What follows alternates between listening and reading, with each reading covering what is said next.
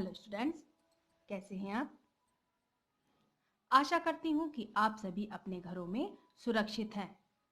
सुगम भारती के पिछले वीडियो में हमने पाठ 23 मुस्कान एक औषधि पाठ का सार वाचन कर मुस्कान के महत्व को जाना। आइए इस पाठ से प्राप्त अनुभव विस्तार को साझा करें और प्रश्नों का अभ्यास करें। उससे पहले हम इस पाठ में आए कठिन शब्दों का अर्थ जान लेते हैं। आभा। आभा का अर्थ होता है चमक। आंतरिक। आंतरिक का अर्थ होता है अंदर की या भीतर की। परिधान। परिधान का अर्थ होता है वस्त्र। कृत्रिम। कृत्रिम का अर्थ होता है बनावटी। नैसर्गिक। नैसर्गिक का अर्थ होता है प्राकृतिक या जन्मजात। भव्य। भव्य का अर्थ होता है विशाल और सुंदर। परिवेश। परिवेश का अर्थ है वातावरण। बाह। बाह का अर्थ है बाहरी। सज धज। सज धज का अर्थ है सजा सवरा। शूल। शूल का अर्थ है कांटा। स्फूर्ति। स्फूर्ति का अर्थ है फुर्ती या तेज। माहिर। माहिर का अर्थ है निपुण, दक्ष। और निश्चल। निश्चल का अर्थ है छल रहित। वस्तुनिष्ठ प्रश्न का पहले का है, सही जोड़ी बनाइए। व्यक्तित्व। आकर्षण। बाह। आंतरिक। शूल।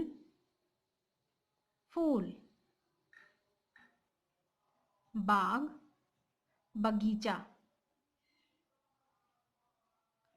वस्तुनिष्ठ प्रश्न के पहले का खा है, दिए गए शब्दों में से सही शब्द चुनकर रिक्त स्थानों की पूर्ति कीजिए। मुस्कुराने व हंसने का खालिस्तान में बहुत अधिक महत्व है। जीवन या प्राण। इसका सही शब्द है जीवन। मुस्कुराने व हंसने का जीवन में बहुत अधिक महत्व है। अगला है, साइकिल चलाना या तैरना खालिस्तान जाता है। पढ़ा या सीखा। इसका उपयुक्त शब्द है सीखा। साइकिल चलाना या तैरना सीखा जाता है। अगला है, हंसने वाला व्यक्ति शारीरिक और खालिस्तान दृष्टि से स्वस्थ होता है। इसका उपयुक्त शब्द है मानसिक। हंसने वाला व्यक्ति शारीरिक और मानसिक दृष्टि से स्वस्थ होता है। अगला है, हंसना केवल मनुष्य को ही दिया हुआ ईश्वर का खालिस्तान है। अभिशाप या वरदान। इसका उपयुक्त शब्द है वरदान। हंसना केवल मनुष्य को ही दिया हुआ ईश्वर का वरदान है। अति लघुत्तरी प्रश्न के दूसरा प्रश्न है, निम्नलिखित प्रश्नों के उत्तर एक वाक्य में लिखिए। का व्यक्तित्व में चमक कैसे आती है? इसका उत्तर है मुस्कुराहट से व्यक्तित्व में चमक आती है। अगला प्रश्न है, हंसमुख व्यक्ति कैसा होता है? इसका उत्तर है हंसमुख चेहरे वाले व्यक्ति का असर अनूठा होता है। अगला प्रश्न है, हर्बर्ट सैमुअल का क्या कथन है?